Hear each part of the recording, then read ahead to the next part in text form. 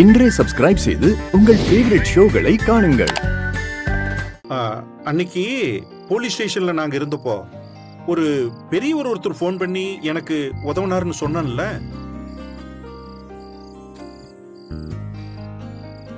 அதே மாதிரி நம்ம பத்திரத்தை மீட்டு நம்ம கொடுத்து அனுப்பிச்சார்ல, அந்த சாரும் போலீஸ் ஸ்டேஷன் பெரியவரும் ஒரே ஆள் தான். இப்படி நமக்கு உதவி செஞ்சது யார் தெரியுமா? வேற யாரு? நம்ம கேசவனோட மாமனார் தானே? இல்ல, நம்ம அஞ்சலிய பொண்ணு கேட்டு வந்தாரு மகேஷ் சந்திரன். ஆமா, அந்த தம்பி தான்.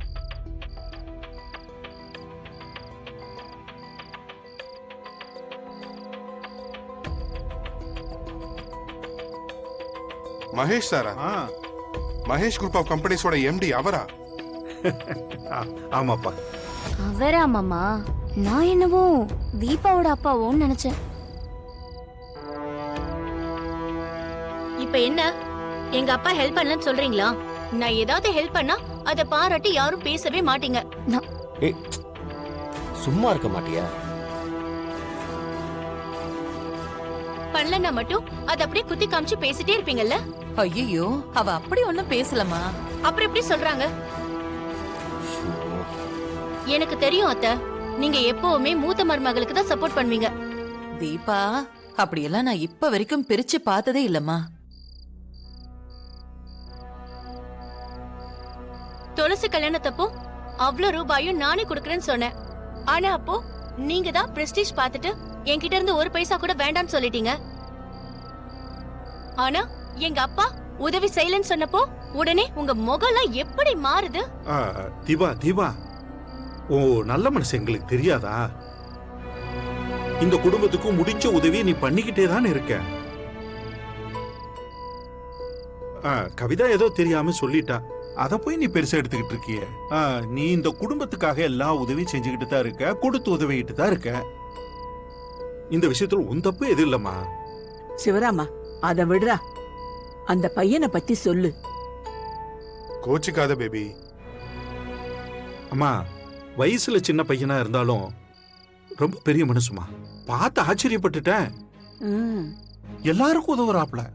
நாங்க ஆபீஸ்க்கு போனோம்ல, எவ்வளவு பெரிய ஆபீஸ் தெரியுமா? அவ்வளவு பெரிய ஆபீஸ்ல கொஞ்சம் கூட எம்டிங்கிற தலைக்கணம் இல்லாம எல்லார்கிட்டையும் பழகிட்டு இருக்காரு.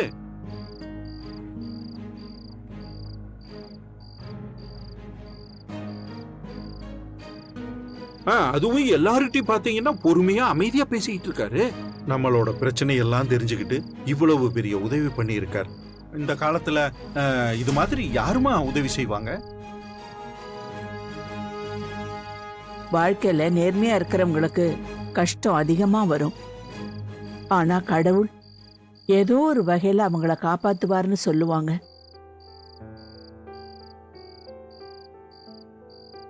நமக்கு கடவுள் அந்த பையன் ரூபத்துல வந்து உதவி பண்ணிருக்காருடா. அத்தை, அந்த பையன் ரொம்ப நல்லவன். ஆனா என்னவோ என் மனசுக்குள்ள ஒரு பயம் இருக்கு. அக்கா, இங்க யாரும் என்கிட்ட கேட்காம அவங்களா பேசிக்கிட்டு இருக்காங்க. மா, உனக்கு மனசுக்கு திருப்தி இல்லைன்னு வச்சுக்க, நான் கேசவன் அப்பா 3 பேரும் தனித்தனியா போய் விசாரிச்சுட்டு வரோம். அதுக்கப்புறம் நடக்க வேண்டியதை பார்த்துப்போம். மொத்தத்துல அஞ்சலிக்கு கல்யாணம் நடக்கணும், அதுதான் என்னோட கணக்கு. நான் என்ன சொல்றேன்னா, இப்படி ஒரு நல்ல சம்மதத்தை நம்ம மிஸ் பண்ணிடக்கூடாது. என்ன பேபி?